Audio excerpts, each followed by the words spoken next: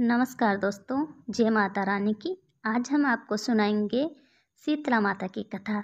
एक बार शीतला माता ने सोचा कि चलो आज मैं देखूं कि धरती पर मेरी पूजा कौन करता है, कौन मुझे मानता है। यह सोचकर शीतला माता धरती पर राजस्थान के डोंगरी गांव में आई और देखा कि इस गांव में मेरा मंदिर नहीं है और न ही मेरी पूजा होती है। माता शीतला गांव की गलियों में घूम रही थी, तभी एक मकान के ऊपर से किसी ने चावल का उबला पानी नीचे फेंका। वह उबलता पानी शीतला माता के ऊपर गिरा, जिससे शीतला माता के शरीर में फफोले छाले पड़ गए। शीतला माता के पूरे शरीर में जलन होने लगी। शीतला माता गांव में इधर उधर भाग भाग के चिल्लाने लगी, अरे मैं जल गई, मेरा शरीर तप रहा है, जल रहा है, कोई मेरी सहायता करो। लेकिन उस गांव में किसी ने शीतला माता की सहायता नहीं की। वहीं अपने घर के बाहर एक कुम्हारन महिला बैठी थी। उस कुम्हारन ने देखा कि अरे ये बूढ़ी माई तो बहुत जल गई है, इसके पूरे शरीर में तपन है, इसके पूरे शरीर में फफोले पड़ गए हैं, ये तपन सहन नहीं कर पा रही है। तब उस कुम्हारन ने कहा, हे माँ, तू यहाँ आकर बैठ जा, मैं तेरे शरीर के ऊपर ठंडा पानी डालती हूँ। कुम्हारन ने उस बूढ़ी माई पर खूब ठंडा पानी डाला और बोली, हे माँ, मेरे घर में रात की बनी हुई राबड़ी रखी है और थोड़ा दही भी है, तू दही राबड़ी खा ले। जब बूढ़ी माई ने ठंडी जवार के आटे की राबड़ी और दही खाया तो उसके शरीर को ठंडक मिली। तब उस कुम्हारन ने कहा, आ माँ बैठ जा, तेरे सिर के बाल बहुत बिगड़े हैं, ला मैं तेरी चोटी गूंथ देती हूँ। और कुम्हारन माई की चोटी गूंथने हेतु कंघी बालों में करती रही। अचानक कुम्हारन की नज़र उस बूढ़ी माई के सिर के पीछे पड़ी तो कुम्हारन ने देखा कि एक आंख बालों के अंदर छुपी है। यह देखकर वह कुम्हारन डर के मारे घबराकर भागने लगी। तभी उस बूढ़ी माई ने कहा, रुक जा बेटी, तू डर मत, मैं कोई भूत प्रेत नहीं हूँ, मैं शीतला देवी हूँ। मैं तो इस धरती पर देखने आई थी कि मुझे कौन मानता है, कौन मेरी पूजा करता है। इतना कहकर माता चार भुजा वाली हीरे जवाहरात के आभूषण पहने, सिर पर स्वर्ण मुकुट धारण किए अपने असली रूप में प्रकट हो गई।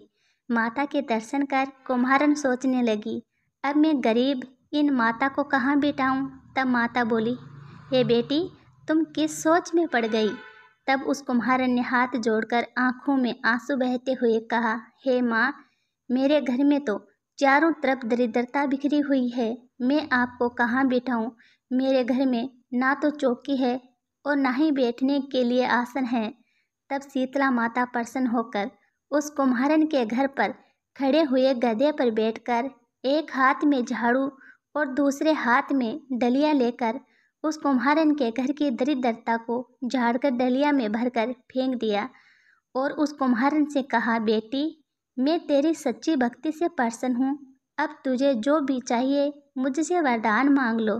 तब कुम्हारन ने हाथ जोड़कर कहा, हे माता, मेरी इच्छा है अब आप इसी डोंगरी गांव में स्थापित होकर यहीं निवास करें और जिस प्रकार आपने मेरे घर की दरिद्रता को अपने झाड़ू से साफ कर दिया, ऐसे ही आपको जो भी भक्त होली के बाद की सप्तमी को भक्ति भाव से पूजा कर अष्टमी के दिन आपको ठंडा जल, दही व बासी ठंडा भोजन चढ़ाए, उसके घर की दरिद्रता को दूर करना एवं आपकी पूजा करने वाली महिला का अखंड सुहाग रखना, उसकी गोद हमेशा भरी रखना। साथ ही जो पुरुष शीतला अष्टमी को नाई के यहाँ बाल ना कटवाए, धोबी को कपड़े धुलने ना दे और पुरुष भी आप ठंडा जल चढ़ाकर, नारियल फूल चढ़ाकर परिवार सहित ठंडा बासी भोजन करे, उसके काम धंधे व्यापार में कभी दरिद्रता ना आए।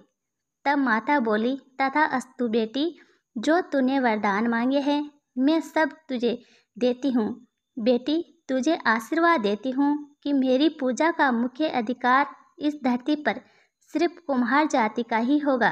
तभी उसी दिन से डोंगरी गांव में शीतला माता स्थापित हो गई और उस गांव का नाम हो गया सील की डोंगरी। सील की डोंगरी भारत का एकमात्र मुख्य मंदिर है। शीतला सप्तमी के दिन यहाँ बहुत ही विशाल मेला लगता है। प्रिय दोस्तों, कहानी अच्छी लगे तो चैनल को सब्सक्राइब कर लीजिएगा और वीडियो को लाइक और एक प्यारा सा कमेंट ज़रूर कीजिएगा।